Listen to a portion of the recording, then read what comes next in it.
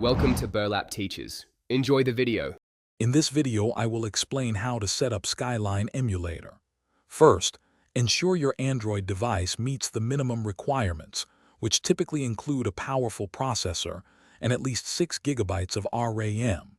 Next, download the most recent version of the Skyline Emulator application package file, or app, from a trusted source. Install the APK, granting any necessary permissions for the application to function correctly on your device. To run games, you will need 2 essential files, the production keys and the firmware. Search for and download the latest versions of these files. Once obtained, carefully place them into the designated folders within the Skyline Emulator's directory structure. Incorrect placement will prevent games from loading, so double-check your file paths to ensure everything is in order. Now, open the Skyline Emulator and navigate to the Settings menu.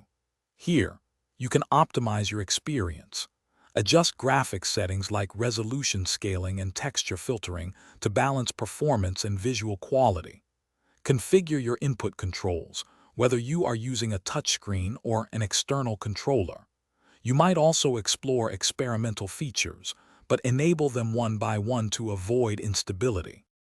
If you encounter issues like crashes or poor performance, try updating your device's graphics drivers. Clearing the emulator's cache can also resolve many common problems. For persistent issues, consult the emulator's community forums for specific solutions. Remember, regular updates to the emulator itself often bring performance improvements and bug fixes.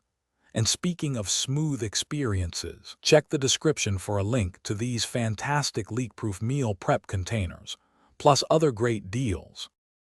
Thanks for watching. Consider subscribing if this video helped you.